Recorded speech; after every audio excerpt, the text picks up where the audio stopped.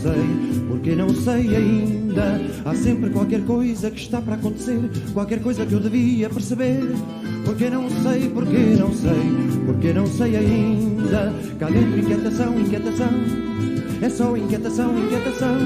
Porque não sei, mas sei é que não sei ainda. Há sempre qualquer coisa que está para acontecer, qualquer coisa que eu devia perceber. Porque não sei, mas sei é que não sei ainda. Há sempre qualquer coisa que eu tenho que fazer, qualquer coisa que eu devia resolver. Porque não sei, mas sei que essa coisa é que é linda.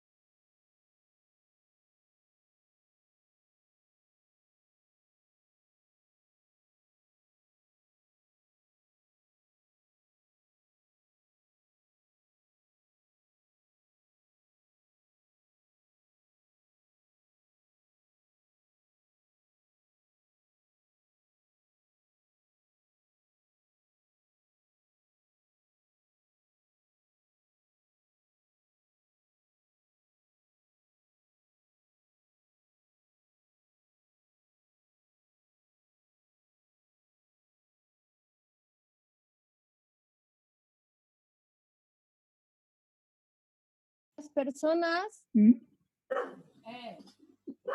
Neste momento estão 100 pessoas. 100 pessoas. Boa tarde.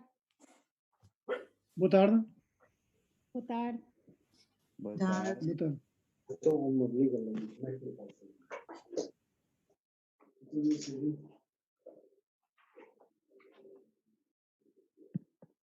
Olá, boa tarde.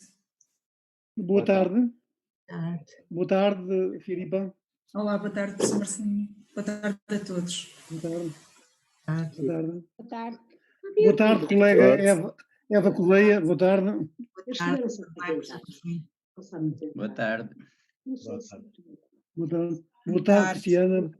Boa tarde a todos e a todas. Boa tarde, colega Marcelino. Boa tarde. Ricardo, que horas são? Já são 6:02, professor. Então posso começar, não posso? Tenho que pedir para toda a gente desligar o som, senão eu vou forçar aqui o desligar o som a toda Pedi a a todas as pessoas que desligassem o som, por favor. Pedi a todas as pessoas. Há pessoas que ainda têm o som ligado.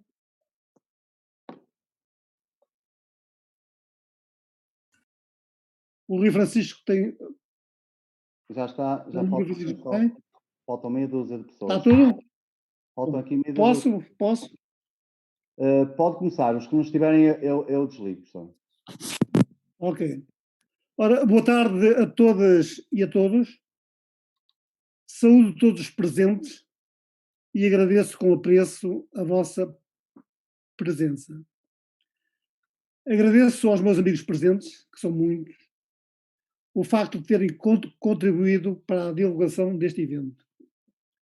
Agradeço de forma sentida o facto de o meu querido amigo, de longa data, professor Dr. José António Carido Gomes, distinto professor catedrático da Universidade de Santiago de Compostela, ter prontamente aceito o convite para proferir a conferência inaugural deste ciclo. Trata-se do pedagogo espanhol que mais tem contribuído e participado no sistema educativo português. Daí o meu muito obrigado, o meu sentido obrigado ao professor José António. As razões que nortearam o aparecimento deste ciclo são várias. A principal é que somos pessoas inquietas, pessoas que não se resignam, pessoas que cultivam a pedagogia da vivência, da convivência e da partilha. Pretendemos com este ciclo questionar o terreno social e os seus agentes de intervenção. Por isso, esta ação não é apenas um debate centrado somente numa área. É antes um espaço de debate destinado a refletir as perspectivas da animação sociocultural, da educação social, do trabalho social, do desenvolvimento comunitário, da educação de adultos, da economia social, das artes, etc. Portanto, trata-se de refletir dentro de uma visão plural os caminhos do terreno social. Segundo a Bíblia, os caminhos do Senhor são insondáveis. Os nossos são sondáveis. Né? Sondáveis à luz daquilo que nos separa, daquilo que nos une e daquilo que nos complementa. Por isso, não procuramos caminhos de um só sentido e que nos levam a verdades absolutas. Queremos respostas diferentes e recusamos as definitivas. Não pretendemos colidir com ninguém, não pretendemos imitar ninguém, somos nós com as nossas inquietações. Esta iniciativa Inquietação Social, ciclo de conferências, é organizado pela Escola de Ciências Humanas e Sociais da UTAD, Intervenção, Associação para a Promoção e Divulgação Cultural, Cadernos de Animação Sociocultural e de Educação Social, de Mário Vichet. A coordenação deste ciclo está confiada a Marcelino Lopes, a Maria José Aguilar, a Mário Vichet e a Rui Fonte. Conta ainda com o apoio e colaboração da UTAD, Escola de Ciências Humanas e Sociais, do Departamento de Educação e Psicologia, Intervenção, Curso de Animação Sociocultural da UTAD, Núcleo de Estudantes de Animação da UTAD. Um sentido agradecimento ao Sr. Presidente da Escola de Ciências Humanas e Sociais, Professor Dr. Manuel Luís Tibério, pelo incentivo permanente, pela dedicação a estas causas, por ser quem é e por ser como é. Agradecimento ao Sr. Ricardo, dos Serviços Técnicos da UTAD, por todo o apoio e toda a colaboração prestada. Aos animadores deste evento, João Martins e Ana Oliveira, o nosso muito obrigado por toda a colaboração prestada. Por último, dizer que estão 233 inscritos neste ciclo de conferências e louvo a dimensão internacional dos participantes. Há participantes do México, da Guiné, Espanha, Portugal, Brasília, Argentina, Alemanha e Itália. A todos vós, o nosso muito obrigado. Passo agora a palavra à minha querida amiga e colega, a professora doutora Maria José Aguilar.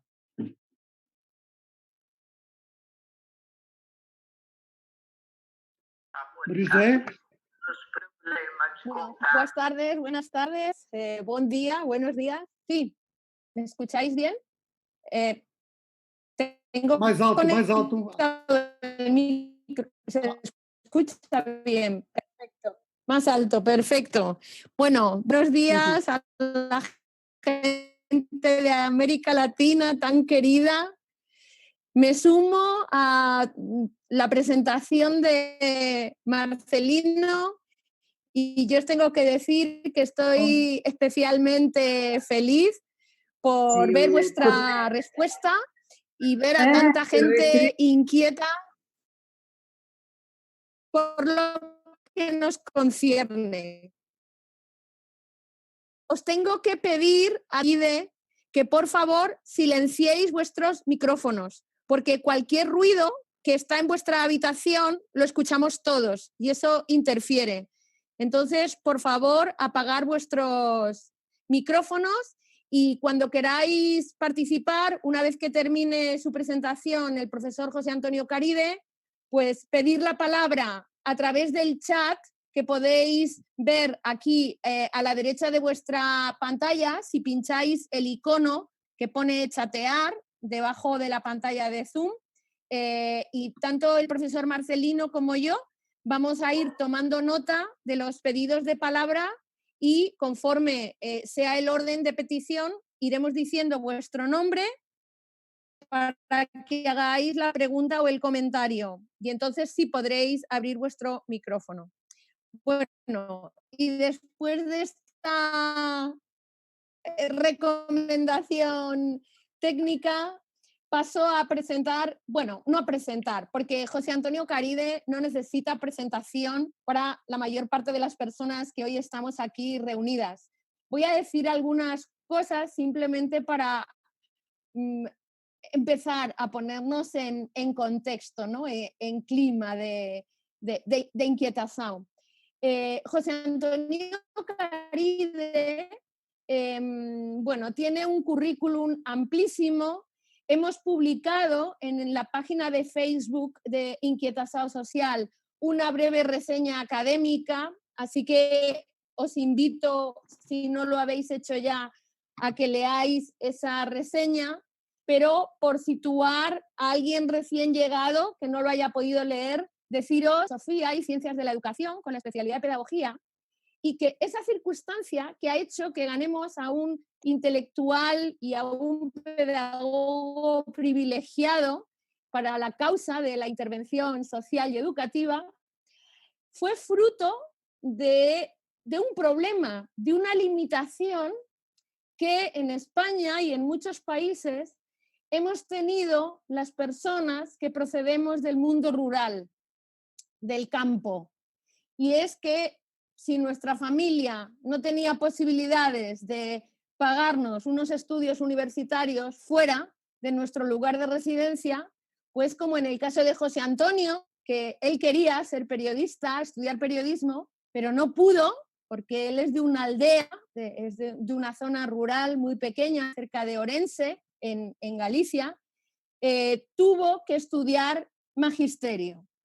Pero gracias a esa eventualidad y a ese azar del destino, él, después de estudiar magisterio, estudió pedagogía y todo lo demás, porque descubrió el enorme poder, el enorme potencial que la educación y la pedagogía encierran para cambiarnos a nosotros mismos y para cambiar a los demás.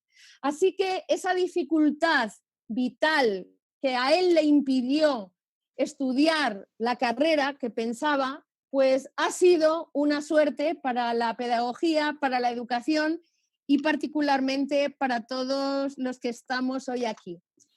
Él, además, y esto tampoco lo pone en la reseña académica de Facebook, es una persona con una enorme sensibilidad artística, porque José Antonio es también un poeta y un músico.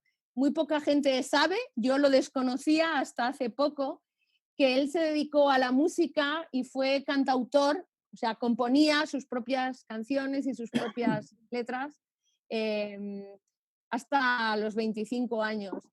Yo creo que esa conexión con la tierra, con las raíces, el hecho de que él ha podido dar clase en todos los niveles educativos. Él no hizo magisterio y estudió pedagogía y entró a la universidad a dar clase. No, él ha dado clases en educación infantil, en educación primaria, en educación secundaria y también en la universidad.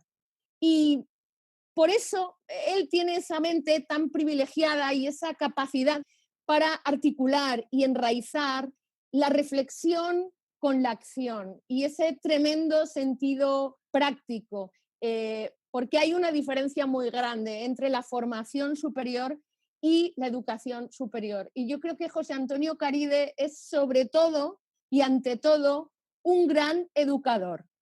Aparte de ser catedrático de pedagogía social, de dirigir un impresionante grupo de investigación, coordinar numerosas redes de investigación nacionales, internacionales, haber visitado muchísimas universidades, tener más de 450 publicaciones, haber dirigido casi 50 tesis doctorales.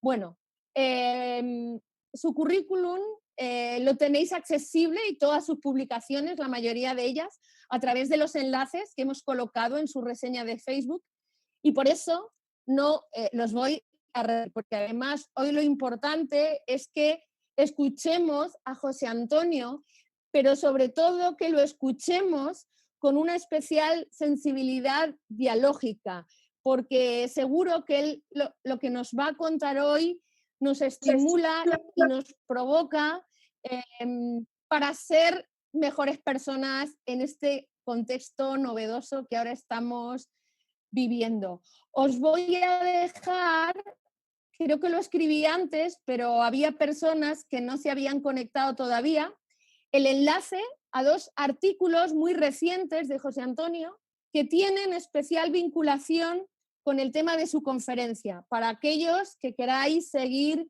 indagando y profundizando.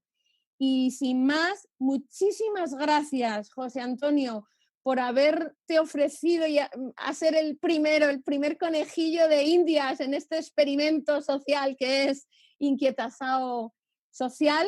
Eres pues el mejor padrino que podríamos tener para iniciar esta aventura y sobre todo muchísimas gracias a todas las personas que estáis conectadas ahora y que sois la energía que ha puesto este motor en marcha. Una energía que no contamina de todos nosotros de aquí en adelante.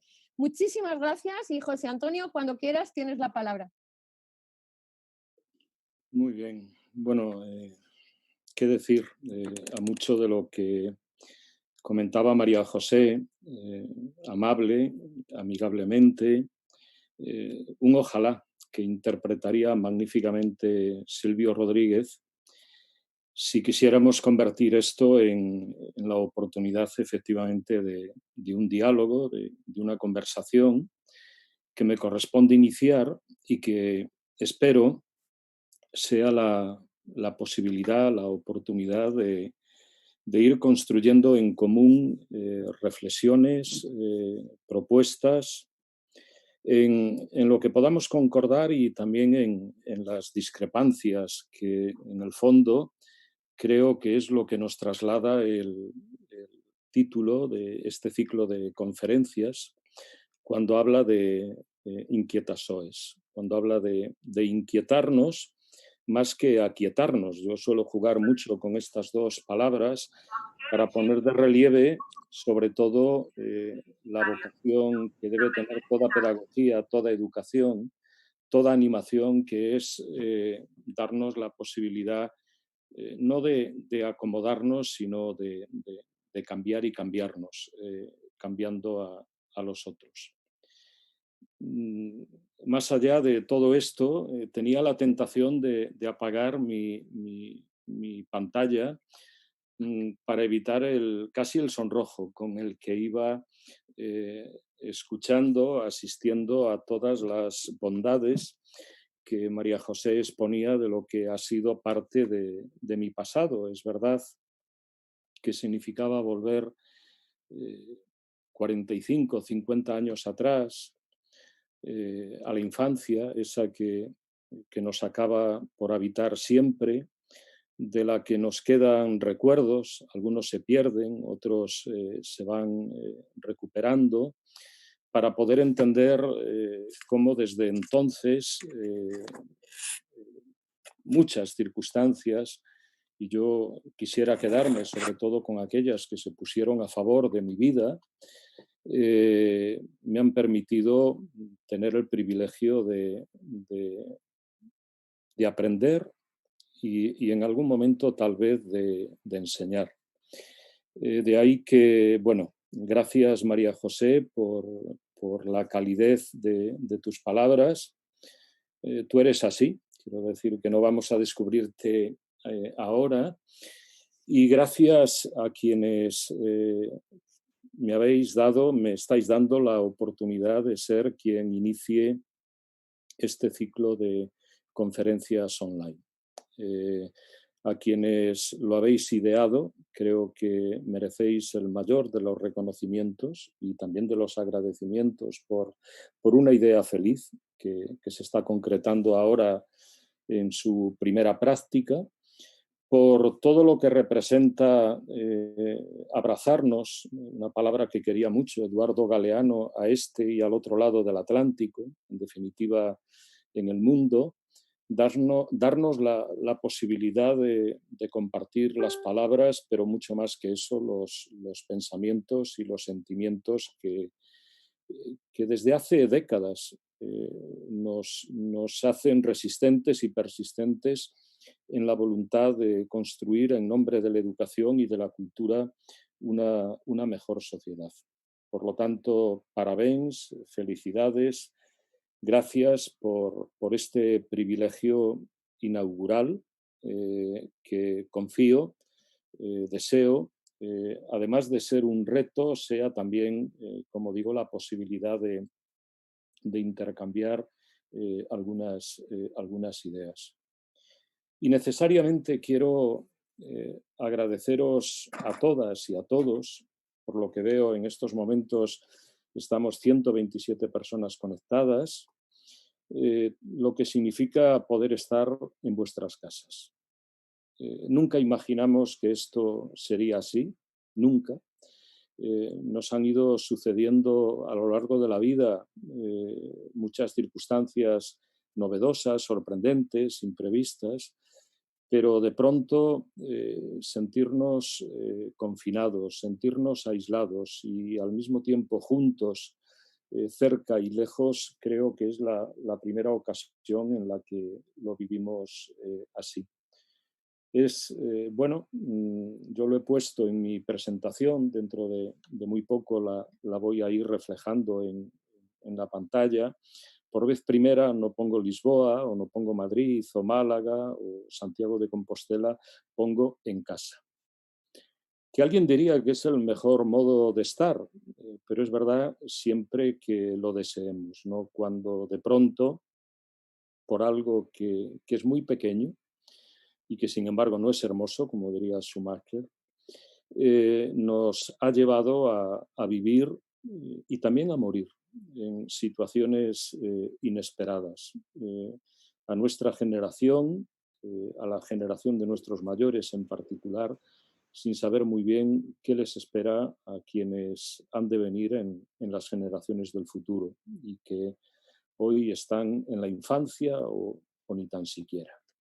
De ahí que, bueno, desde el primer momento, cuando tuve conocimiento de la celebración de estas conferencias, a través del buen amigo Mario Biché, dijera que sí, fue un sí casi radical, instantáneo, sin pensarlo demasiado, para esperar que efectivamente el día 20 llegara, con estas 3 horas o 4 diferentes en las que cada uno, sobre todo de vosotras y de vosotras, de vosotros y vosotras me podéis escuchar. Gracias, por supuesto, a la UTAD, una universidad a la que quiero especialmente. Podríamos decir que es la 4ª universidad gallega, aunque ellos siempre se reivindicarán de Trás-os-Montes e Alto Douro, por lo tanto en Portugal, pero afortunadamente las rayas, las fronteras, que en estos últimos meses o semanas se han cerrado, cada vez nos separan menos. Por lo tanto, bueno, una universidad querida, una universidad en la que el buen amigo Marcelino o Américo, junto con muchos otros y otras, me han dado lo mejor de ellos para, en definitiva, efectivamente poder hablar, poder conversar. Bueno, espero que la tecnología nos ayude, hemos hecho lo posible para que fuese así. ¿Podéis verlo? Sí, ¿Sí? Perfecto. Muy bien, bueno, ¿qué decir? Hace apenas 10 horas tenía un título. Yo diría que ahora en realidad tengo 2. Y voy a explicar el porqué. El primero es un título conocido, Educar los posibles. El segundo, el alternativo, educar los imposibles. De esto conversaba hace aproximadamente 48 horas con María José Aguilar. Sobre todo entendiendo que en este juego de palabras lo que hay son sobre todo discursos, líneas de pensamiento, posibilidades o imposibilidades para la acción que, a mi juicio, por lo que iré explicando a lo largo de la conversación, tienen como dos perspectivas distintas. Yo diría que educar los posibles fundamentalmente responde a un deseo. Es un deseo que viene de lejos, posiblemente el que tuvieron todos aquellos y aquellas que en algún momento pensaron que la educación podía ser más y mejor. Nos situaríamos incluso en la antigüedad clásica, recorreríamos todos los siglos que nos traen hasta el presente histórico, y allí donde hubo alguna tentativa de renovación, de innovación, de cambio didáctico, pedagógico, educativo, estaba implícito y muchas veces explícito el deseo de hacer posible una educación mejor. Esta perspectiva la han ilustrado, creo que de un modo magnífico, todas aquellas personas que, dedicándose en el pensamiento y en la acción a la educación, sugirieron modos alternativos de educar y educarnos en la sociedad, no solo en la escuela, por muy importante y muy deseable que también se haga en ella. Es curioso, yo tratando de rastrear algunos antecedentes de los posibles en la educación, me encontré con que en un libro muy conocido, en realidad un informe al que hemos denominado tantas veces el informe Ford, año 1973, Aprender a ser, hay un apartado que está dedicado a la educación de lo posible. En aquel momento, hace 4 décadas, 5 décadas, lo posible tenía que ver con la escolarización para todos.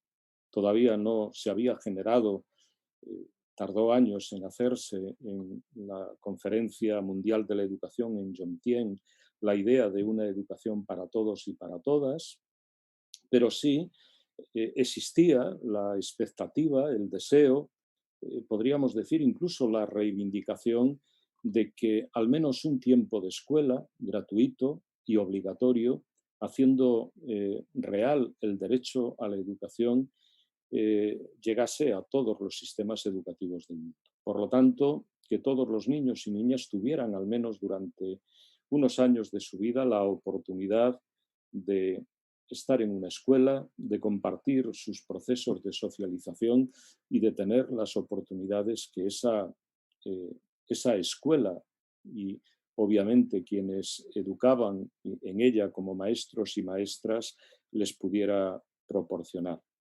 Era la escolarización y era también la alfabetización.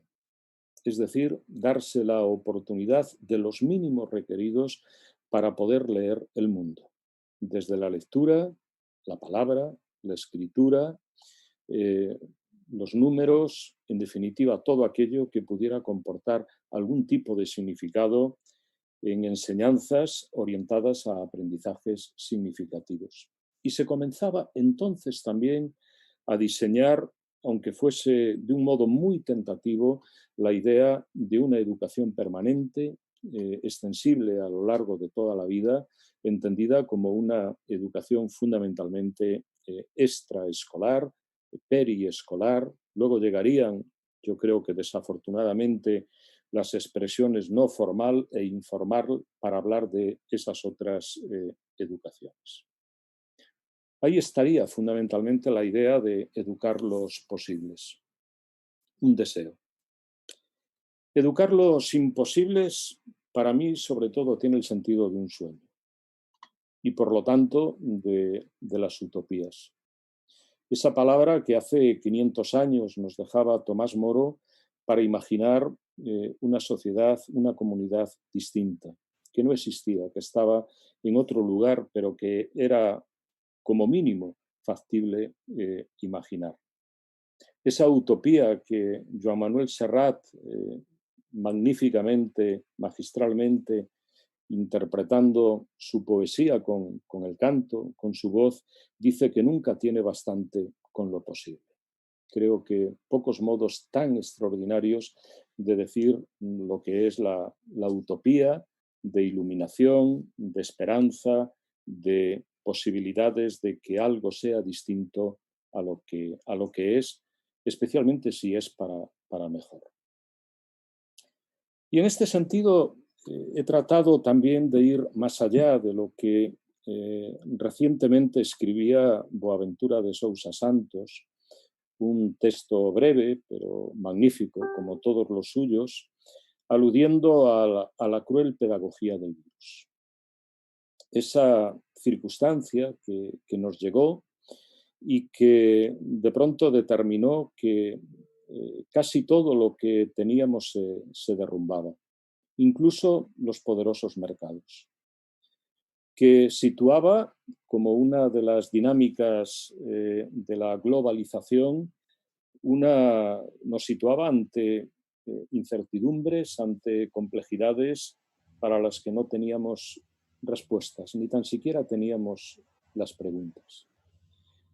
¿Qué ha hecho fundamentalmente Boaventura de Sousa Santos? Yo entiendo que un extraordinario diagnóstico, en pocas palabras, de lo que este virus significa en clave social, en clave cultural, en clave humana. Pero no es tanto una pedagogía como una sociología de lo que esta realidad o sus realidades comportan. Si tuviera que viajar al pensamiento de Paulo Freire, diría que esencialmente lo que nos vuelve a dibujar es la pedagogía del oprimido, la pedagogía de las carencias, la pedagogía de las desigualdades, la pedagogía de aquello que injustamente no está permitiendo que cada persona, que cada sociedad, que cada comunidad se desarrolle atendiendo a sus necesidades, a sus intereses y a sus expectativas.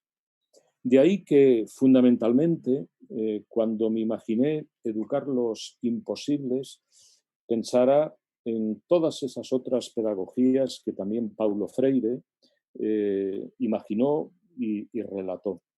Pedagogía de la autonomía, pedagogía de la esperanza, pedagogía de la convivencia. Yo añadiría la pedagogía de la confianza y tal vez la pedagogía de la persistencia y de la resistencia.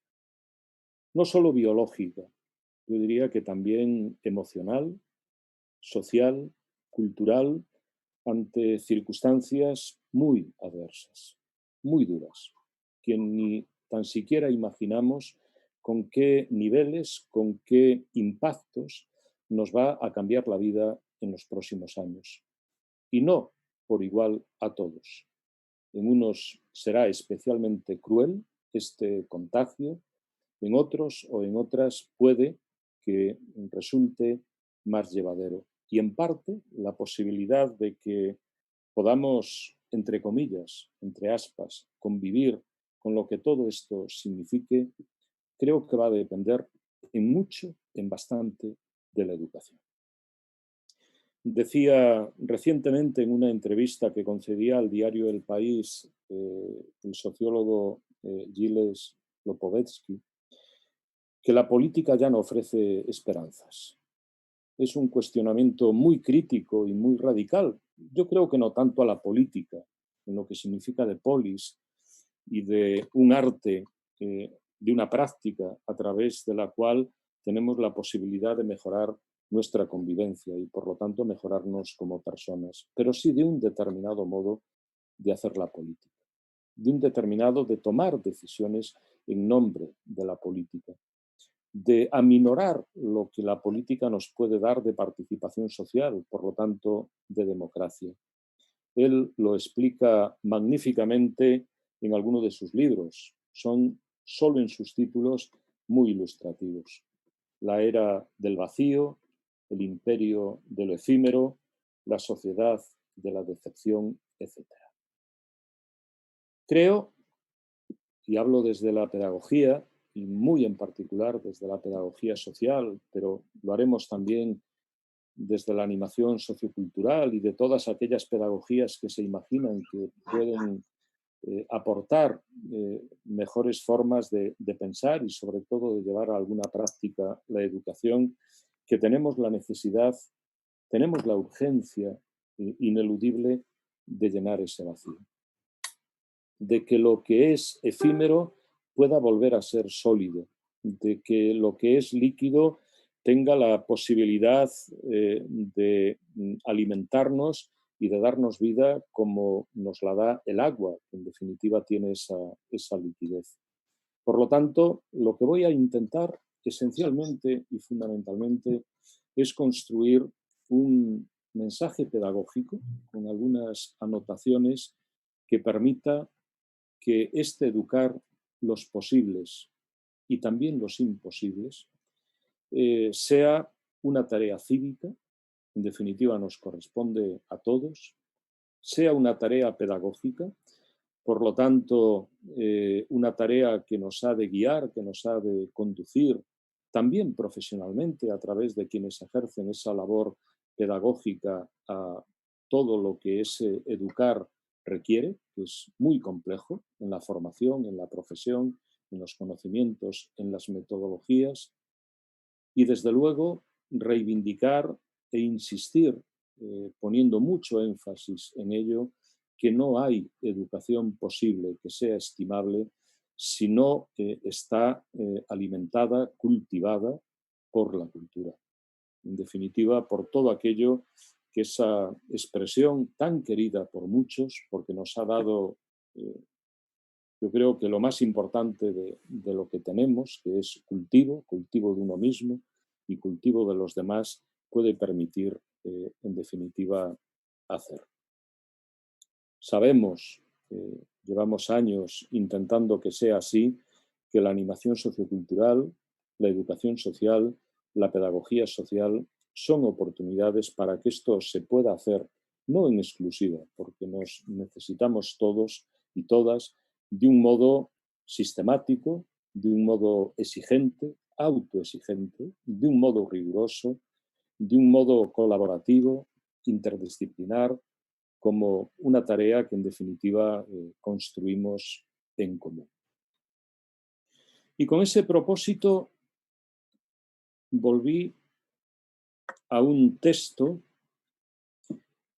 que por su planteamiento, yo diría, ecosistémico, aunque habla fundamentalmente de un árbol, desde sus raíces hasta la última de sus hojas, un árbol alimentado por la democracia, en definitiva por lo mejor que nos podemos dar a la hora de respetarnos, no solo de tolerarnos en nuestros modos de pensar y de hacer, en definitiva de ser diferentes. Escribía en una compilación de artículos previos, la mayoría de ellos para a Páxina da Educação, a la que quiero especialmente destacar ahora por su extraordinaria labor editorial prolongada en Profi Edisoes.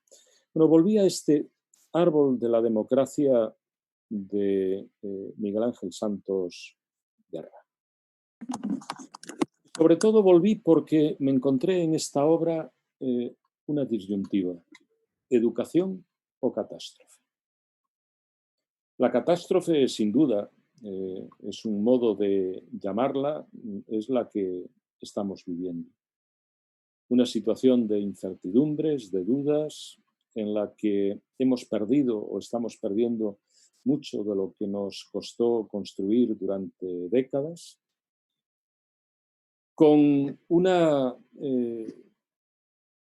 opinión que él lleva a su texto del escritor Herbert George Wells, a quien le debemos obras magníficas como La máquina del tiempo o El hombre invisible o La guerra de los mundos. La historia de la humanidad es una larga carrera entre la educación y la catástrofe.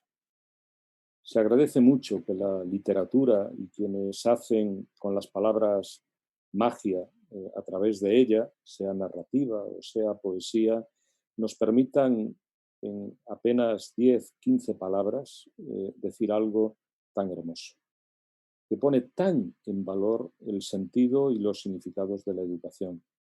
Lo que procuramos, en definitiva, construir por nosotros mismos, pero sobre todo por aquello que podemos construir con los demás. Nunca la educación es una tarea solitaria.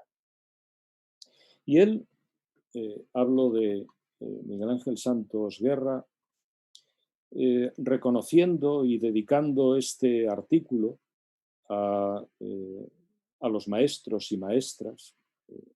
Él alude inicialmente a la festividad del 5 de octubre, Día de los Docentes. Dice que la educación es una tarea en la cual podemos apreciar una serie de trazos, una serie de rasgos que no podemos olvidar. Y yo quisiera, recurriendo a él, antes de otros argumentos que iré añadiendo, ponerlos también de manifiesto. Es una tarea imprescindible y necesaria, es un derecho. Tenemos la necesidad de educarnos. Sin el valor de la educación, de todo lo que esta educación nos da, cada uno de nosotros seríamos muy distintos de lo que somos.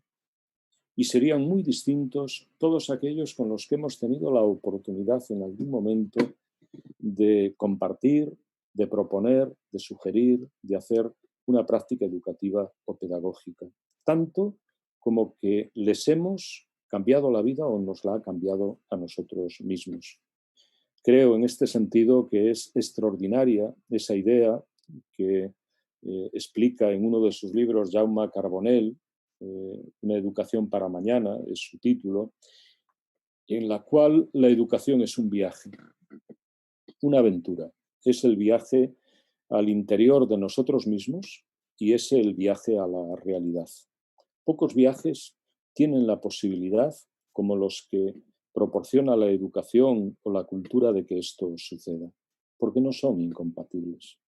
Pareciera que ir en dos direcciones distintas complica que eso pueda tener algo de realidad, muy al contrario. Educándonos a nosotros mismos, estamos educando a toda una humanidad.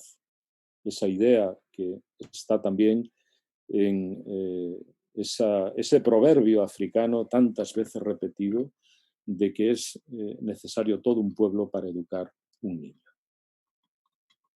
Pero es una tarea difícil y arriesgada porque está desafiada por la complejidad.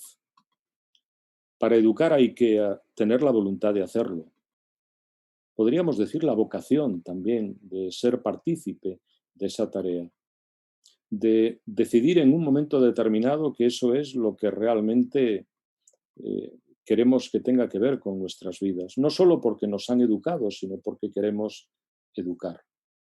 Y al hacerlo ponemos en juego conocimientos, ponemos en juego metodologías, ponemos en juego todo un conjunto de circunstancias, muchas de ellas programadas de antemano. Eso en definitiva es programar, es planificar, es construir una guía docente o un programa de educación social o de animación sociocultural, pero muchas, afortunadamente, nacen con la propia realidad en la que o a la que hemos pensado que ese programa estaba destinado. Es enriquecedora porque no deja indiferente a nadie. Nos hace ricos de razones y de emociones. Nos aporta la posibilidad de crecer. Puede que incluso de llegar a algo tan complicado como la felicidad. Disfrutar de todo aquello que significa estar en contacto con otros. Puede que algo que en estos momentos estemos perdiendo sin valorar todavía su verdadero alcance, cuando no podemos regresar a un aula, cuando no podemos estar en el cara a cara que toda relación pedagógica estimable requiere.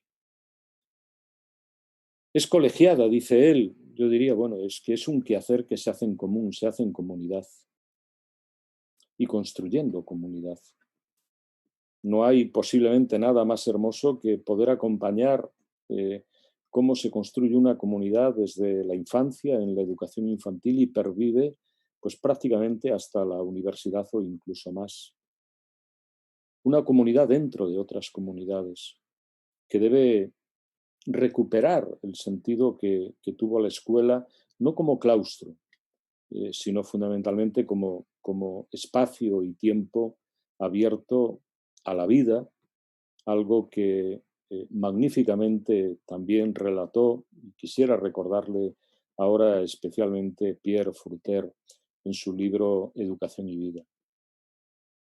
Es gratificante porque en definitiva nos da la posibilidad no solo de la vivencia, sino de la convivencia. Y nos permite que sea cerca y lejos, rompiendo cada vez más las barreras del espacio y del tiempo.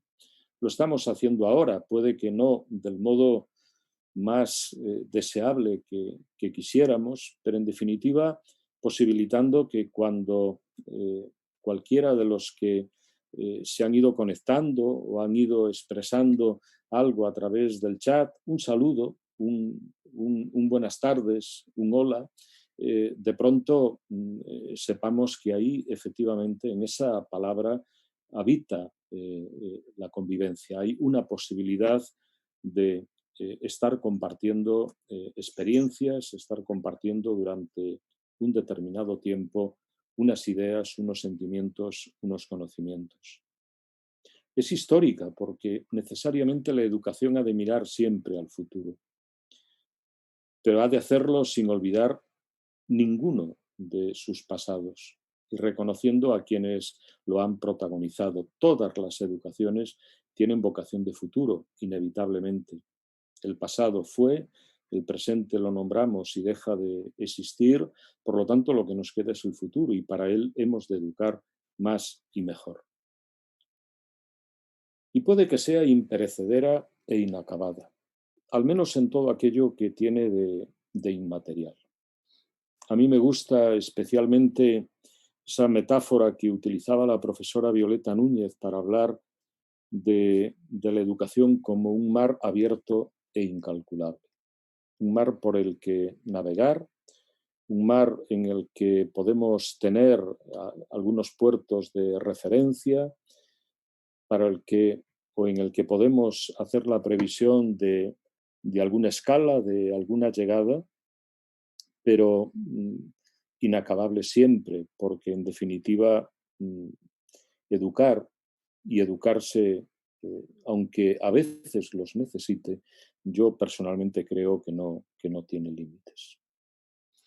Y concluiría con este texto, esta disyuntiva de Miguel Ángel Santos Guerra, con unas palabras que él mismo cita del gran filósofo Emilio Lledó. Con su lucidez nonagenaria, diciéndonos algo tan, creo que, estimable y valioso como que enseñar y educar puede ser una forma de ganarse la vida, sin duda, pero es sobre todo una forma de dar o de ganar la vida de los otros.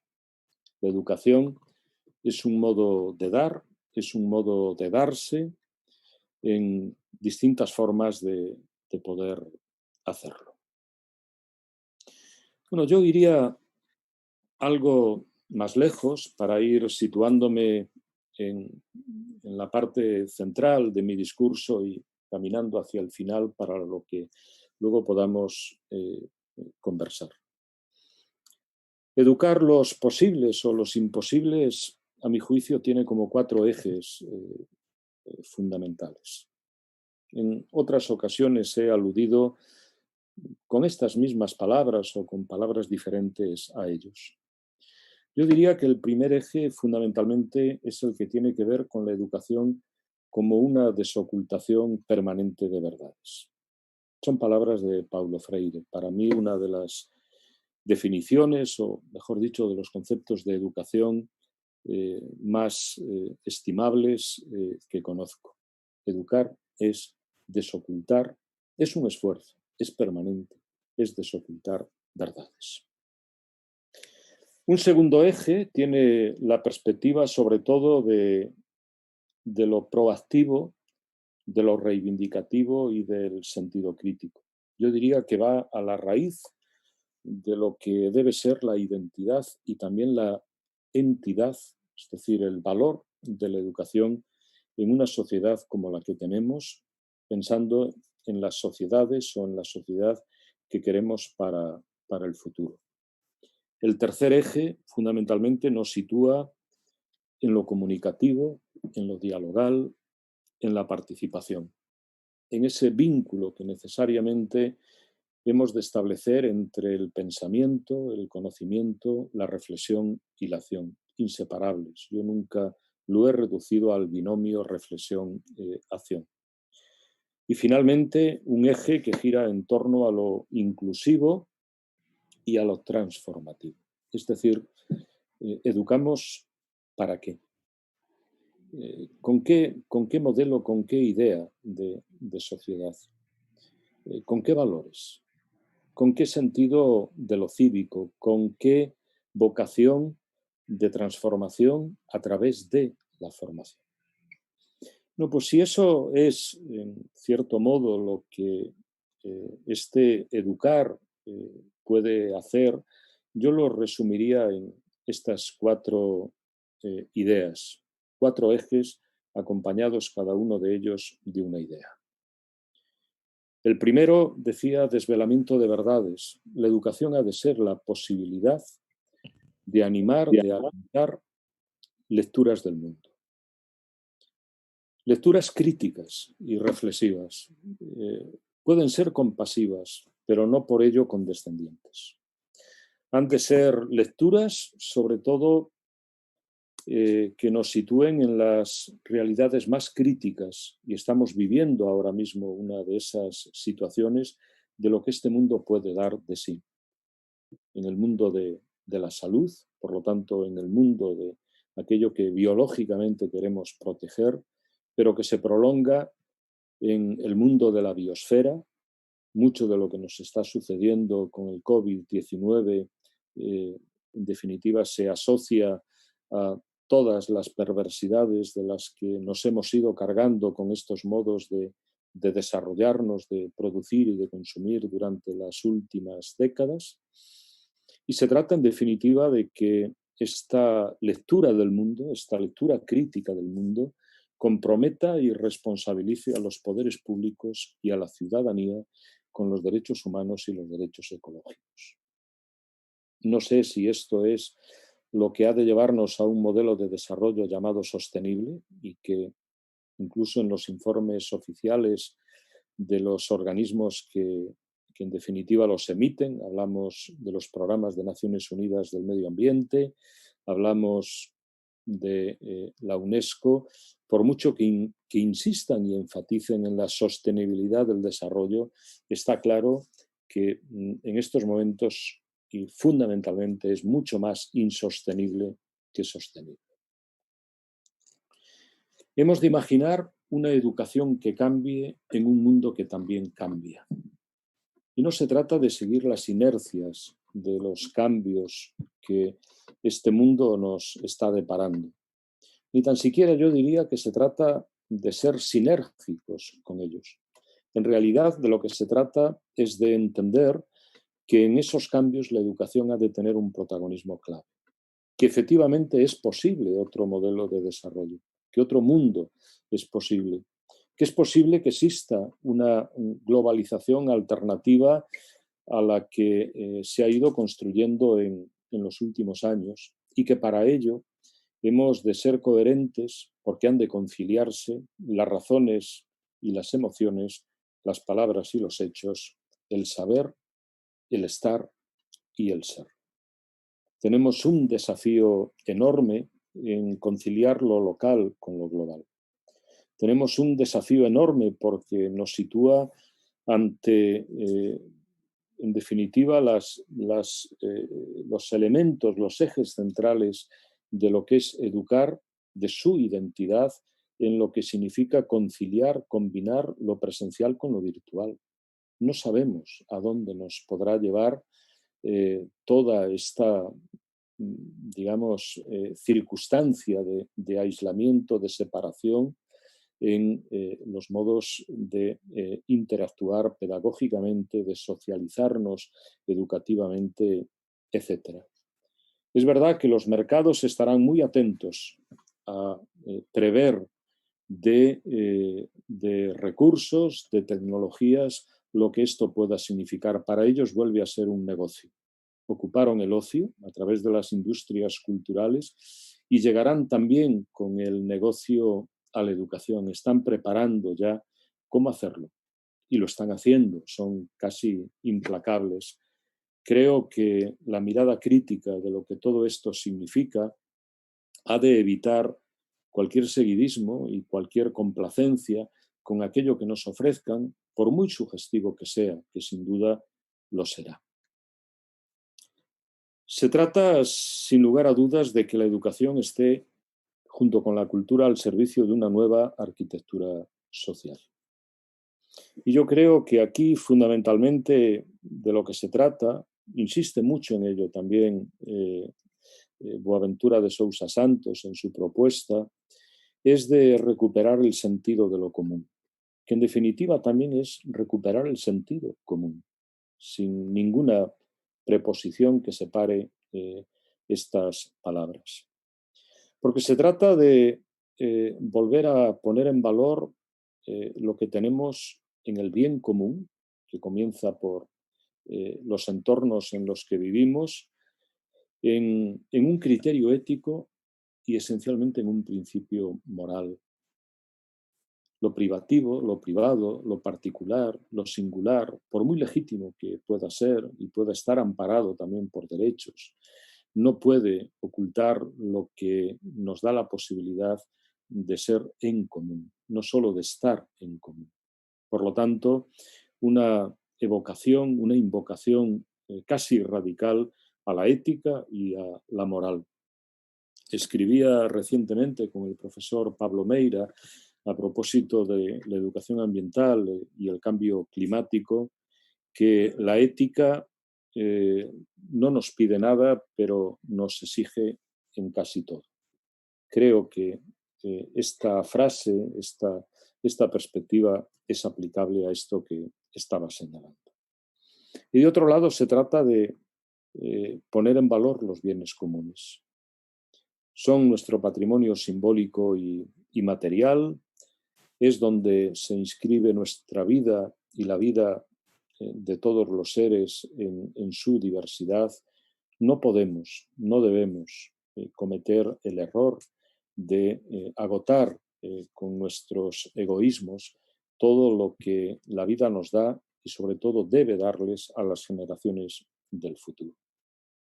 Y sin duda, porque se está perdiendo, se trata de que continuemos agrandando, incrementando las oportunidades educativas.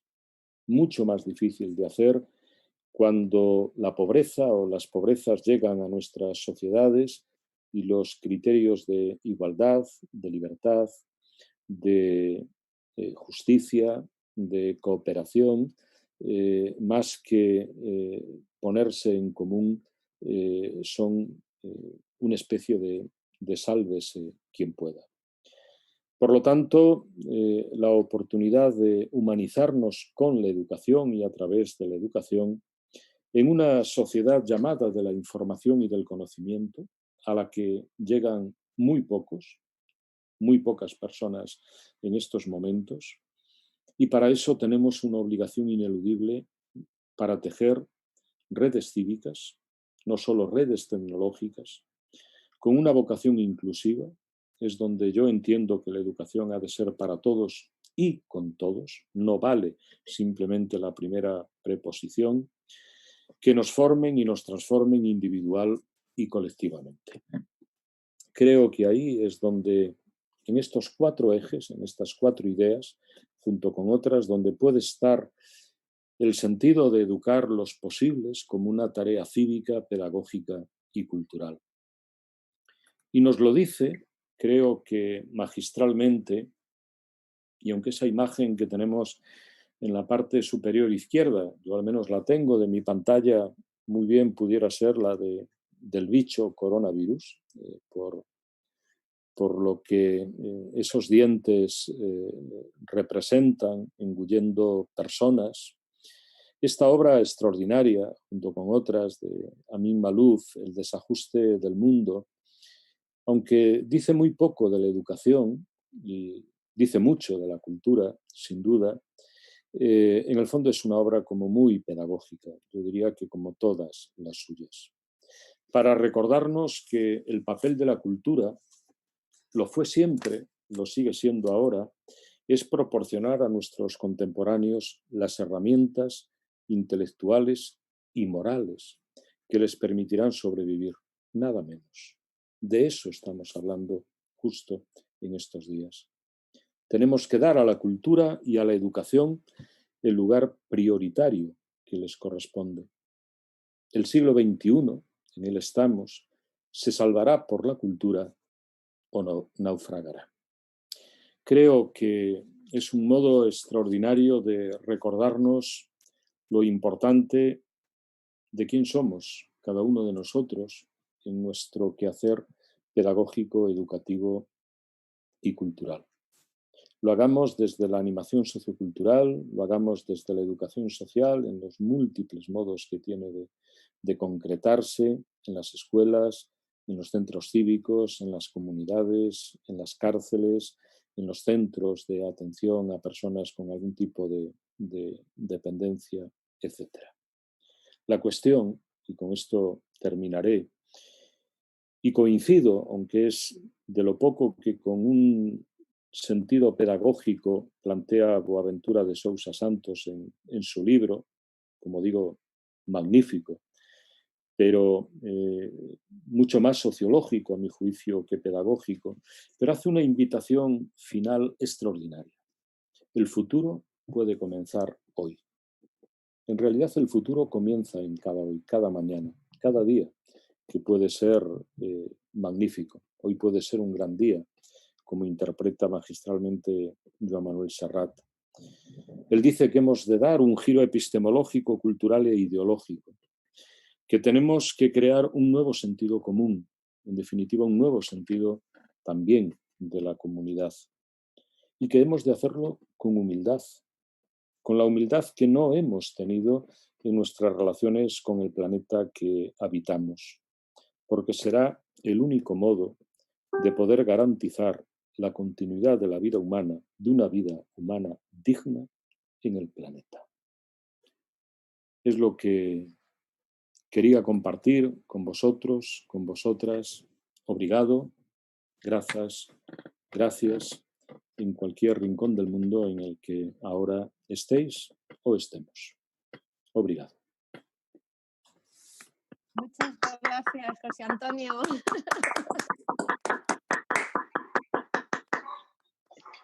Muchas gracias. Muchísimas gracias, José Antonio, por tus reflexiones, todo lo que has dicho, madre mía. Cada una de las ideas dan para, no para una conferencia, sino para toda una jornada de reflexión.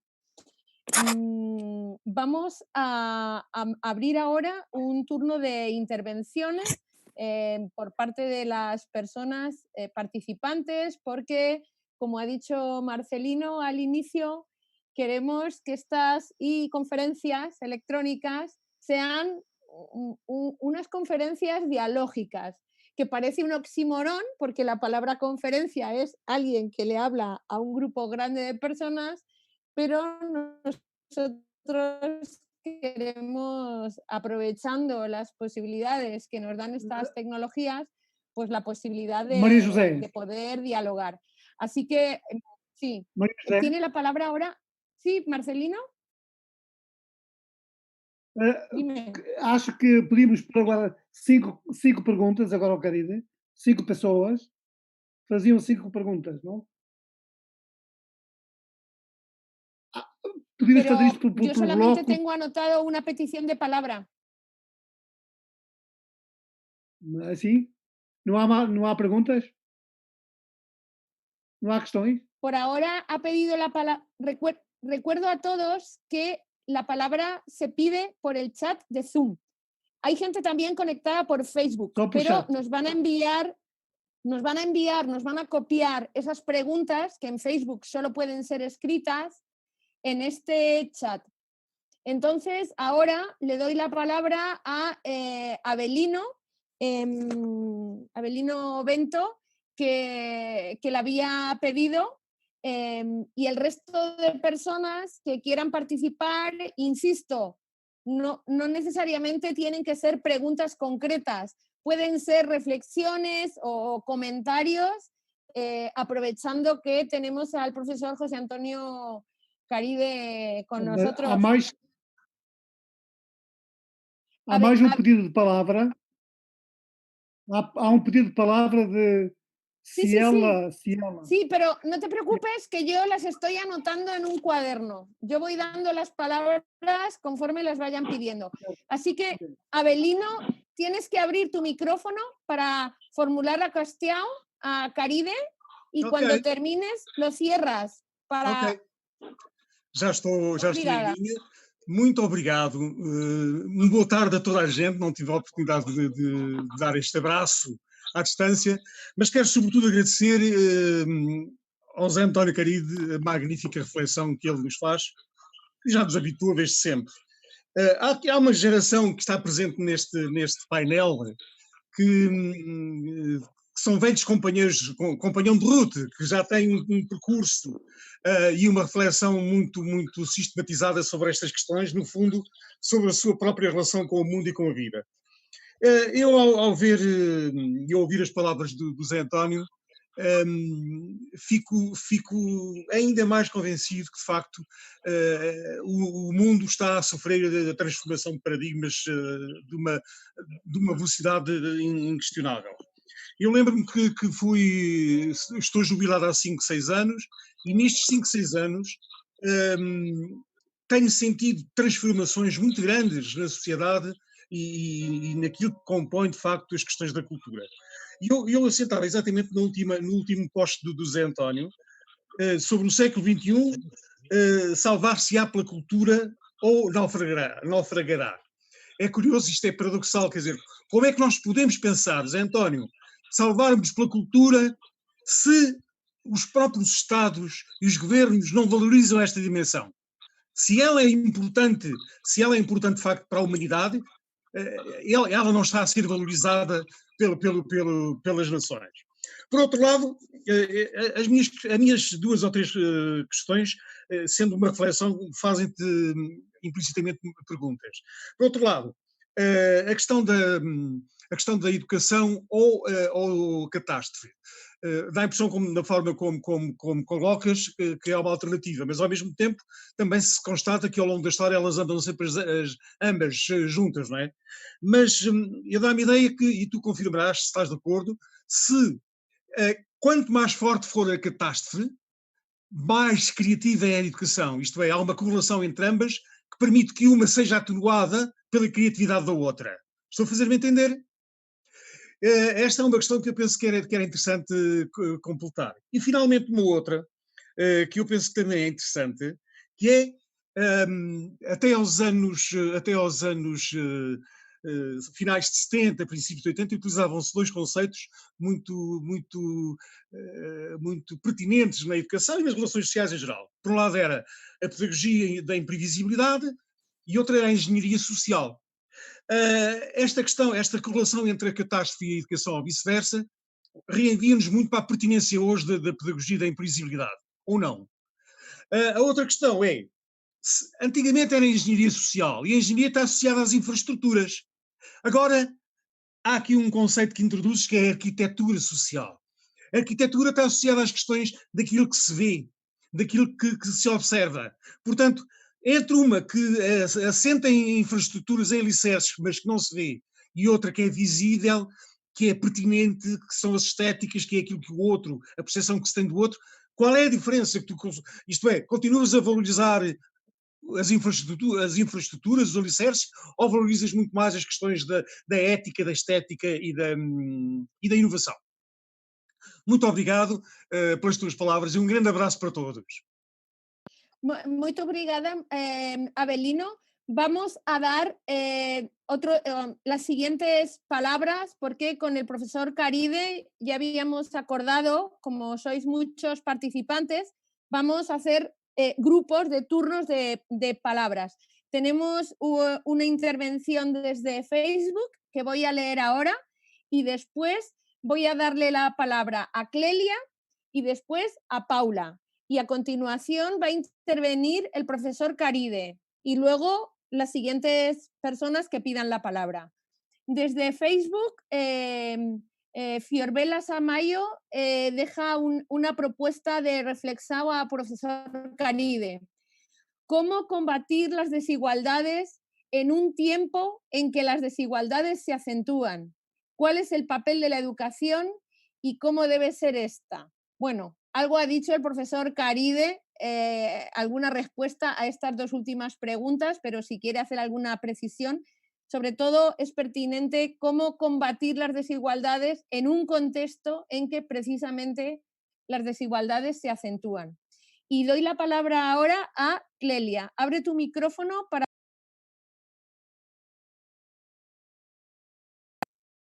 ¿Clelia?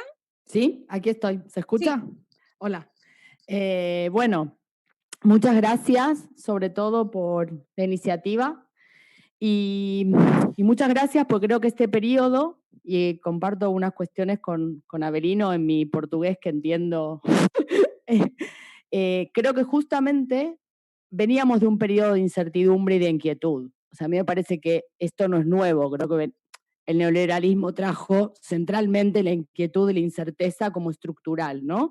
En la subjetividad. Y creo que nos agarra, ¿no? En este momento donde esta subjetividad ya está fragilizada, ya está en un proceso de vulnerabilización instalado y viene una nueva ola, ¿no? De vulnerabilidad y de inestabilidad. Entonces, yo trabajo en el campo de la educación social, trabajo en una cooperativa social que es muy interesante porque es la posibilidad de trabajar de forma colaborativa y esto sostiene. Trabajo con jóvenes no acompañados, ¿sí? Que llegan con unas ideas de futuro bastante particulares y siempre trabajé con jóvenes en situación de vulnerabilidad. Lo que me planteo después de años, ¿no? De trabajo, desde que estoy aquí haciendo proyectos desde el 2008, viví oleadas, ¿no? Muy claras de fragilidad continua y de vulnerabilidad estructural. Entonces creo que en este momento pensar, ¿no? Y siempre retorno a Mirié, ¿no? La acción educativa tiene que ser como muy clara y con un alto nivel de contenido, ¿no? A mayor dificultad no tenemos que poder ser muy contundentes con nuestra intervención y muy solventes, ¿no? Y tomar estos objetos de cultura, ¿no? Como diríamos, aún más. Entonces creo que adhiero a esto, ¿no? Nuestros espacios reducidos de intervención en estos momentos no nos hacen una idea de imprescindibles o prescindibles, ¿no? Creo que como puedo pensar las cuestiones y por los 4 ejes, a mí me preocupa mucho ser cada vez más imprescindibles desde una políticas sociales claras, donde en realidad yo creo claramente ¿no? que cada vez somos imprescindibles, y este es el discurso para mí clarísimo. Estados socialdemócratas que no pueden ya sostenerse, democracias, digamos, que han, ¿no? Visto que no se sostienen, esto es una realidad. O sea, y me parece muy interesante repensar la utopía. Yo nací en los 70, pero me formé con todo equipos profesionales fuertes de los 70 en la Universidad de Buenos Aires, donde estas utopías era lo que guiaba, ¿no? La reflexión. Y ahora me encuentro que en realidad estas personas están haciendo un gran duelo por estas utopías y cuál es la nueva forma, ¿no? O volvemos a categorías de la historia claras, ¿no? Una concepción marxista muy interesante, o cuáles son las nuevas categorías, ¿no? Para pensar una educación enmarcada en una nueva línea política. Y agradezco muchísimo poder plantearlo porque no en muchos espacios esto se puede hablar ni discutir. Así que muchas gracias. Muchas gracias, Clelia. Tiene ahora la palabra Paula Sousa, porque hay otra Paula que va a empezar el segundo turno. Entonces, Paula Sousa, por favor, abre tu micrófono y plantea la Olá, pregunta. agora sim. Me escutam? Olá, boa tarde. Primeiro agradeço novamente você. Oi? Maria José, Paula Carolina e Paula Souza, ela é a mesma. Sim, Entende? tive Perfecto, um problema na perfecto. conexão e abri aqui no celular. Bom, primeiro eu agradeço, é sempre muito bom estar com vocês nesse tipo de reflexão. E vou tentar ser breve. Estava pensando aqui, enquanto o professor Caride sempre faz excelentes reflexões para a gente, na questão da crise, né? Nós temos e vivemos, principalmente aqui no Brasil e provavelmente em todo o mundo, uma questão de crise em relação à educação e até onde ela chega e como chega, né? Uma vez que nós temos aí também uma desigualdade de acessos, e a questão da crise enquanto esperança, principalmente na questão política. Né, um ano em que continuamos lidando com questões políticas e me chamou muita atenção esse olhar do professor sobre a questão da esperança, né? E aí eu gostaria de dar um pouco de espaço e pedir para que ele fale um pouquinho mais sobre isso, sobre como nós, enquanto educadores, enquanto pessoas, no meu caso também sendo voluntária, até em questões na minha cidade, no que está ao meu entorno, aqui em Rio Grande das Terras, São Paulo, Brasil, como que nós, enquanto pessoas que lidamos com a educação, também podemos ajudar a fomentar essa esperança e chegar na provocação da participação das pessoas, mesmo com toda essa limitação em acesso à internet, em interesse, né? E esse desconforto que as famílias vivem dentro de suas casas, que a questão da saúde está tão gritante, mas que a gente pode, de alguma maneira, ajudar a resgatar isso e convidar as pessoas para poder verem a vida pensando nisso que ele disse, né, do futuro começar hoje. Obrigada, por enquanto é só isso. Muito obrigada, Paula, muchas gracias. Vamos a darle ahora la palabra de nuevo al profesor Caride y os recuerdo que podéis pedir la palabra en el chat. Si alguien quiere hacer alguna pregunta en el chat y la leemos, si no quiere intervenir, puede hacerla perfectamente, os lo recuerdo. Así que, José Antonio, cuando quieras. Muy bien, bueno, obrigado, gracias por las reflexiones y por las preguntas. Es un modo de seguir inquietándonos en la tarea que tenemos, en los modos de pensar y yo diría sobre todo de hacer.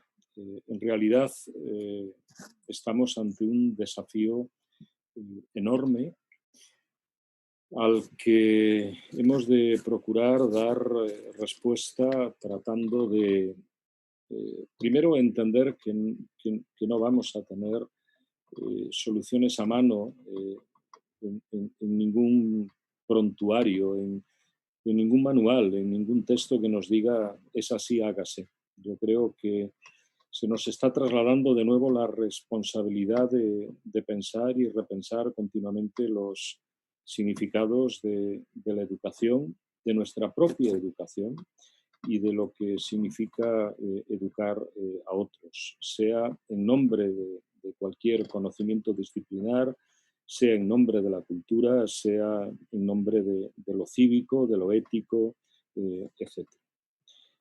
Yo partiría de esa premisa donde bueno, lo que se pone una vez más en juego es la necesidad de un lado, de regresar a la razón, esto lo explicaba muy bien Stephen Toulmin, para tener las mejores razones.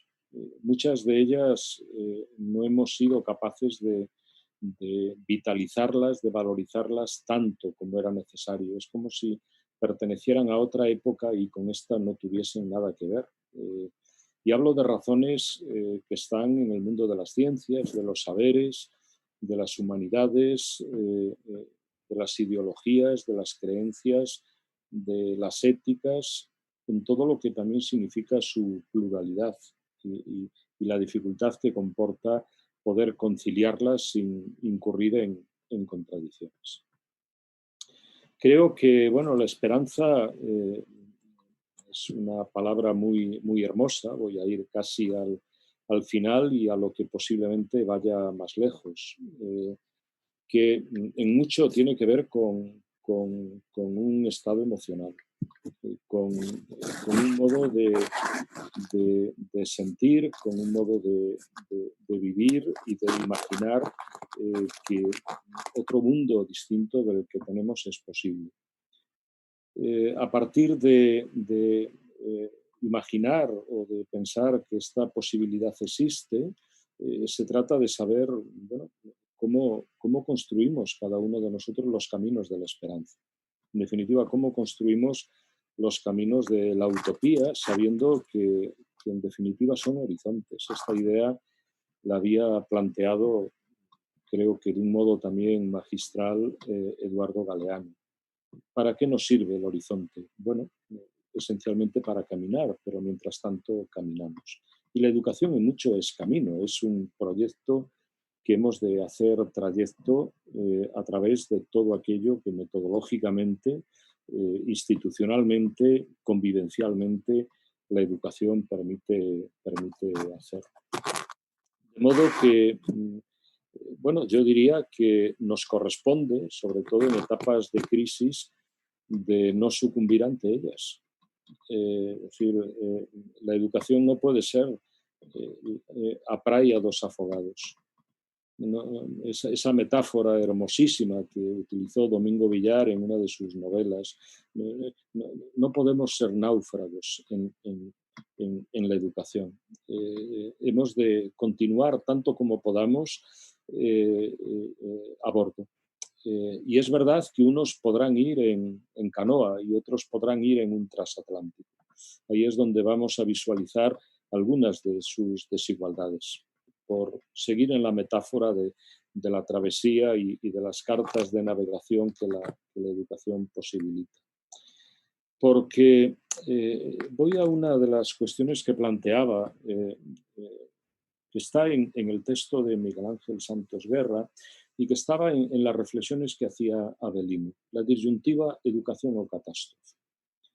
Yo diría que en mucho las catástrofes de la educación no están fuera, están dentro. Están en sus carencias, están en sus pobrezas, están en sus insuficiencias, están en todo aquello que prometió que iba a hacer y no ha conseguido que se hiciera. Está en los objetivos incumplidos, está en todos los abandonos, desasistencias, fracasos escolares que hemos ido certificando década tras década, año tras año, curso académico tras curso académico. Hay un artículo muy duro, no me voy a quedar con las críticas que en su momento hicieron los autores de la desescolarización. Hablamos de Illich, de Reimer, de Guzmán, entre otros, ¿no? Ni ellos se imaginaron que podríamos estar como estamos hoy, es decir, una educación sin escuelas. Esto está pasando en casi todo el mundo contaminado, ¿no? Pero no es esta la desescolarización, ni que ellos imaginaban, ni que en sus mejores opciones entendimos que era la que nos estaban proponiendo. En un artículo que se publicaba, era en febrero de 2018, Moisés Naim se planteaba un interrogante con una respuesta muy dura, porque yo no creo que coincida con la realidad. ¿Cuál es la mayor estafa del mundo? Él decía, la educación. Y lo argumentaba con los indicadores que el Banco Mundial, la OCDE, la UNESCO, la Oficina Mundial de la Educación, Internacional de Educación, etcétera, ha ido mostrando, también han estado en los informes de los Objetivos de Desarrollo del Milenio, donde lo que se decía que se iba a conseguir no se consiguió y quedamos muy lejos. 280 millones de niños que no tienen la posibilidad de ir a ninguna escuela. Un 60% de los que tienen la oportunidad de ir en algunos países lo hacen de forma discontinua o dejan de hacerlo.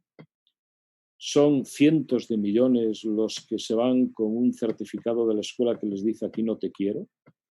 Y entre otras, la educación social ha de decirles te queremos nosotros, queremos que estés aquí para que puedas tener una oportunidad en otros derechos, en el mundo del trabajo, en el mundo de la convivencia comunitaria, etcétera, etcétera. Bueno, creo que hemos de poner, de un lado, un sentido muy autocrítico a los modos que tenemos de estar construyendo desde dentro la educación y exigir mejor formación y mejor profesionalización. Lo que ha de llevarnos a la posibilidad también de exigir un mayor conocimiento y reconocimiento de lo que significa la tarea educativa, sea como maestro, maestra, profesor, educador, educadora, animador, etc. Recuperar la complejidad y la idea de complejidad a todo lo que significa educar y educarse. Educar es difícil, muy difícil. La sociedad no tiene esa percepción. Hace otra composición de lo que significa ser educador, ser maestro, ser maestras. Hoy en día la mayoría de los padres no están preocupados porque sus hijos e hijas, hablo de España, vuelvan a la escuela para aprender más y mejor. Están preocupados por cómo dejan de estar en su casa para poder volver al trabajo. Y es un mensaje que, lanzado a la sociedad, debe interpelarnos y debe desafiarnos en lo que significa dar respuestas que pongan en valor lo que significa recuperar la escuela como uno de los pocos espacios en los que todavía es posible el encuentro y la convivencia de niños y niñas, de adolescentes y de jóvenes. Yo estoy convencido, lo he dicho ya en algunas ocasiones en estos últimos días, que una vez que se rompa la barrera sanitaria a la espera de cuál pueda ser la evolución del coronavirus, de este o de cualquier otro que pueda venir, la próxima frontera es la educación.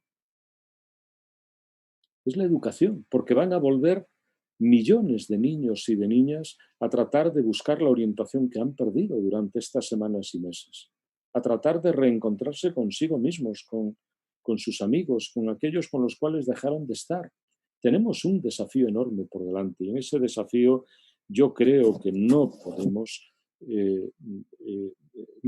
desentendernos, no podemos inhibirnos. Por muy mal y muy lejos que esté la educación que tenemos de la educación que queremos y de la educación que reivindicamos. Y es ahí donde, Avelino, yo entiendo la idea de esta arquitectura social. Es una metáfora más, es obvio, pero es la que me permite recordar que en el espacio y en el tiempo se juega mucho de lo que es la tarea educativa. En las presencias, pero también en lo que esas presencias prolongan. En el sentido de que hay una tarea que cada uno de nosotros, más allá de lo que es posible hacer en el encuentro pedagógico, debe seguir haciéndose. Y es ahí donde también entran en juego distintas prácticas y manifestaciones culturales. Yo la arquitectura, a diferencia de la ingeniería, que me parecen loables, gracias a ellas tenemos la posibilidad de comunicarnos mejor y de tener muchas comodidades que de otro modo no tendríamos, facilidades.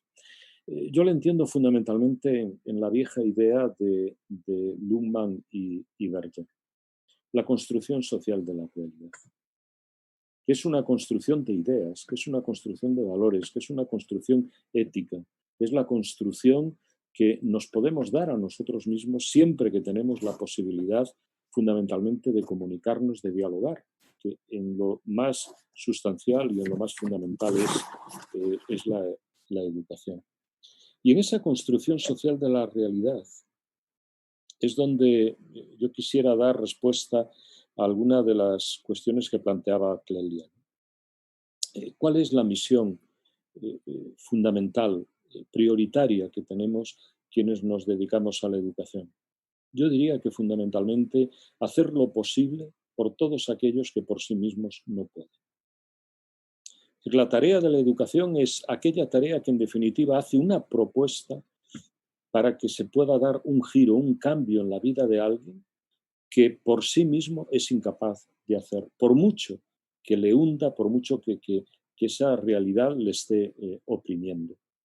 es poner un foco, un faro de luz para que lo que está oscuro, muy tenebroso, de pronto dé algún tipo de visibilidad. Y hemos comenzado a señalar algunas vías para hacerlo. Hemos pasado de normalizar la educación, o de una educación normalizada que atienda solo a necesidades educativas especiales, o que atienda solo a procesos de integración, a que tenga la oportunidad de lo inclusivo. Por mucho que todavía tengamos que definir lo que le queremos dar a esta palabra. Algo sí sabemos en la pedagogía y en la psicología de hoy, que podemos educar a todas las personas al máximo de sus capacidades. Esto sí lo sabemos. Y que podemos hacer compatible una educación en lo común con una educación en lo diferente. Que tenemos que agrandar lo que eso significa en oportunidades para todas y todos. Claro, yo aquí es donde diría, ¿cómo combatir las desigualdades? Entre otras cosas y fundamentalmente, invirtiendo en la educación, al menos lo que se dice que se debe de invertir en ella. Es insostenible, es insoportable que se diga que la educación y la salud es lo mejor que puede darse un país a sí mismo cuando estamos en cifras en torno al 4, 4,5, 5% del PIB. Cuando sabemos prácticamente desde los años 60, años 70 del pasado siglo que no hay una educación de mínima calidad en la que no se deba invertir como mínimo un 6%, como mínimo. Por lo tanto, a quienes tienen responsabilidades políticas hemos de exigirles que sean consecuentes con aquello que de vez en cuando, yo no diría lo dicen siempre, de vez en cuando dicen que es de valioso, de importante, de estimable la educación. Proyéctelo en aquello que en el mundo en el que vivimos resulta que está teniendo mayor importancia, que es la economía, que puede ser una práctica bondadosa también, ¿por qué no? En definitiva, habla de lo que significa administrar, gestionar, debería hacerlo con equidad los recursos. Yo siempre he dicho, claro, la cuestión no es solo luchar contra las pobrezas extremas, objetivo que se lleva persiguiendo desde hace décadas y que quiso iluminar el desarrollo del milenio y ahora los del desarrollo sostenible. ¿Por qué no se dice luchar contra las riquezas extremas? Que las hay. Y son mucho más identificables, porque esas sí que tienen nombres y apellidos, aunque traten de ocultarse en los mercados. Eso sí que aparecen, se visibilizan, porque en definitiva su negocio y su relevancia tiene que ver con el hecho de hacerse visibles. Y me quedaría por último lo que fue el principio.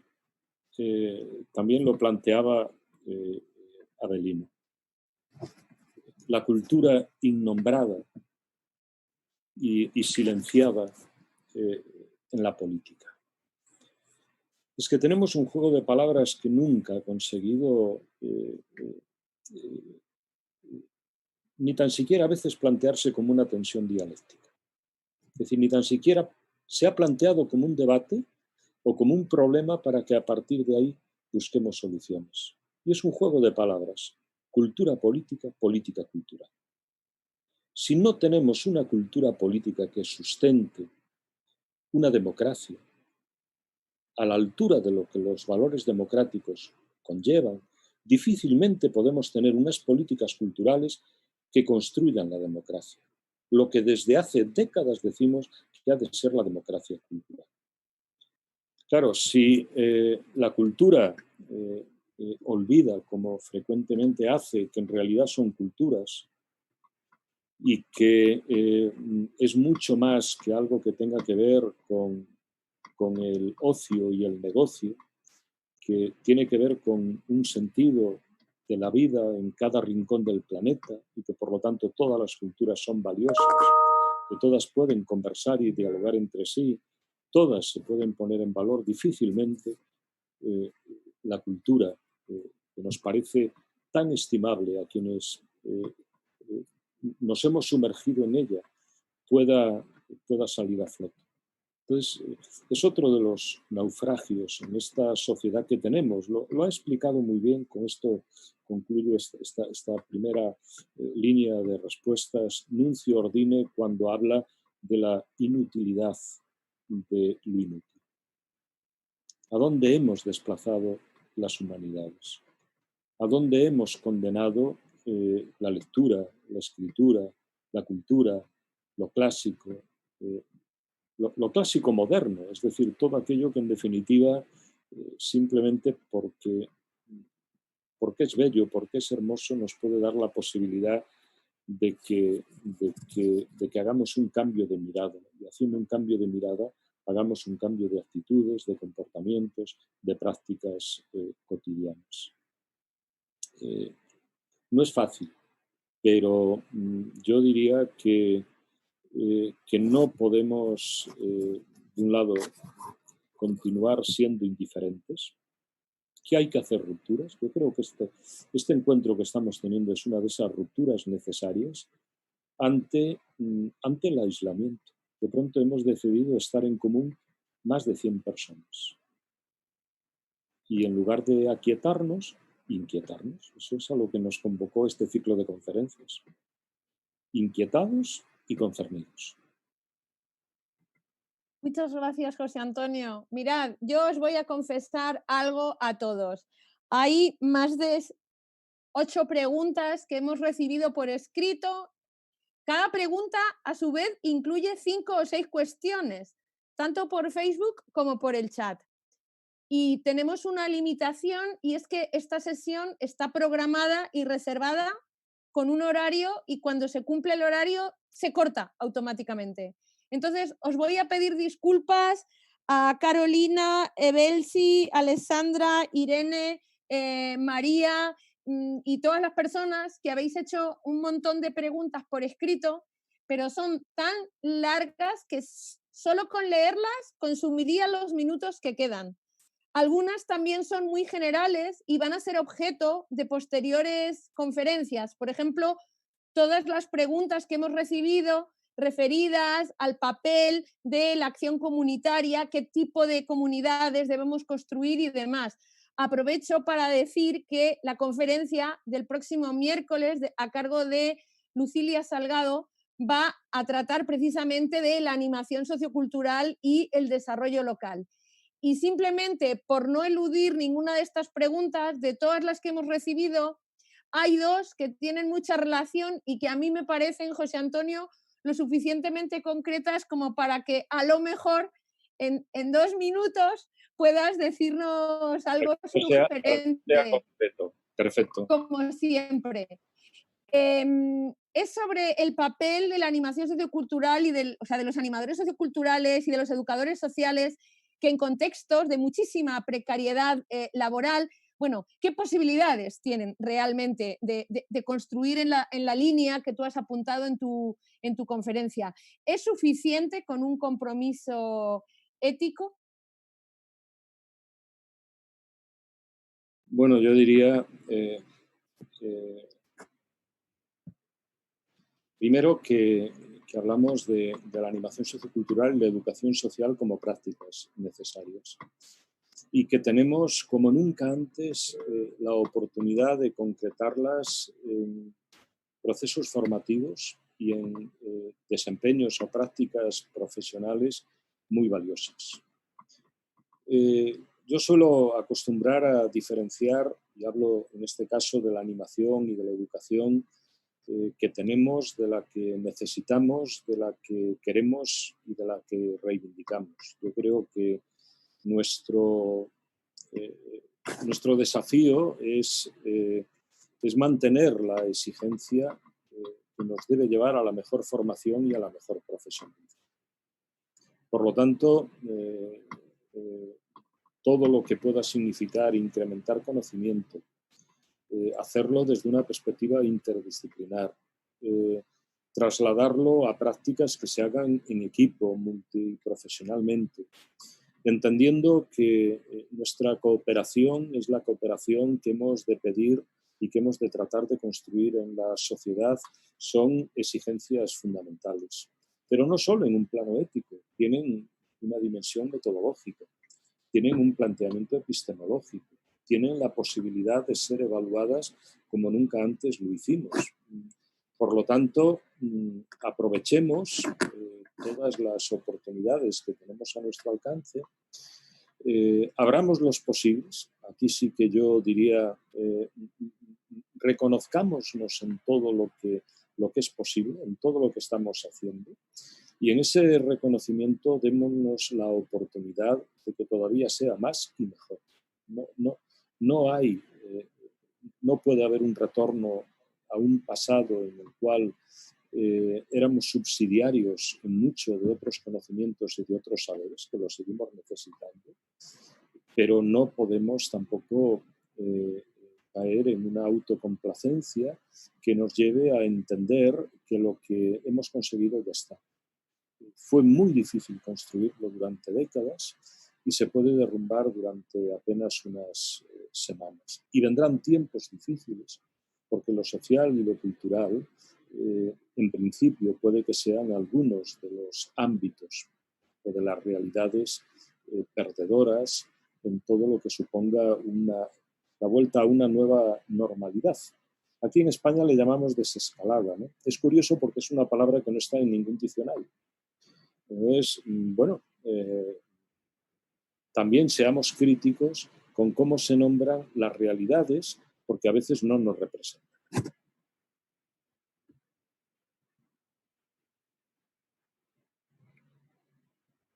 Muchísimas gracias, José Antonio.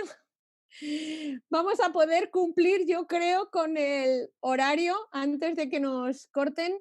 Os he puesto en el chat para todos que todas las preguntas que se han quedado sin poder leer, yo las estoy capturando por si este chat desaparece por misterios de la tecnología, porque las vamos a tener muy en cuenta en próximas conferencias, bien para dárselas a los conferenciantes y que antes de que preparen sus intervenciones, para que las incorporen en sus presentaciones, como para también recuperarlas en esos diálogos posteriores. O sea, no, de verdad os digo, no penséis todas las personas que habéis enviado preguntas por escrito que no nos ha dado tiempo material a leer, que se han perdido, que han caído en saco roto, para nada. Las vamos a guardar con mucho cuidado y mucho mimo, porque todo esto es un proceso de reflexión y de construcción colectiva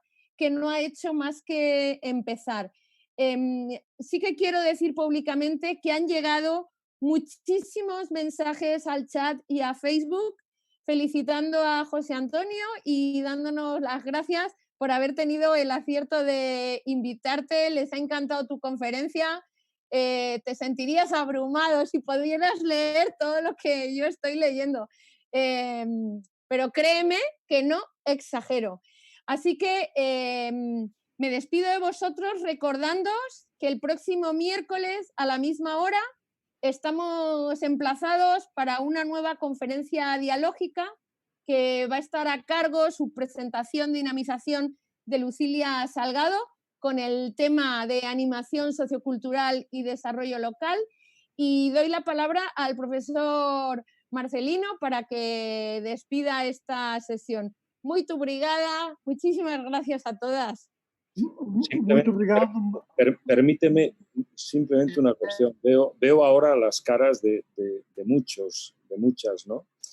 Y me fijo en todo lo que tenéis detrás, porque también representa en bastante lo que son nuestros hogares. Es decir, esas casas habitadas por libros, por un Guernica, no sé, por culturas que dicen mucho también de lo que va con nosotros y de por qué somos así y no de otro modo. Y muchas gracias a todas y a todos por vuestra mirada y por vuestra escucha. Gracias. Louvo a capacidade de síntese da Maria José. Reforço que esta fase experimental comporta mais duas conferências, uma na próxima semana quarta-feira, com a professora Lucília Salgado, que é coordenada pelo nosso colega Mário Vichet e pelo nosso colega Rui Fonte. Depois, no dia 2 de junho ou 3 de junho, acho que é 3 de junho, a Maria José Aguilar encerra esta fase experimental. Vamos reunir e refletir e pensamos recomeçar em força em setembro. O sentido é agradecimento ao Ricardo, técnico da UTAD, que a previsão dele era até às 7 da tarde e já passa 45 minutos. O meu muito obrigado por este tempo extra, muito obrigado. E por último, que é o mais sentido, agradecer de uma forma muito sentida a José António Carido Gomes. É bom ter amigos como ele, e é bom ser como ele, e é bom pensar como ele. Muito obrigado, José António.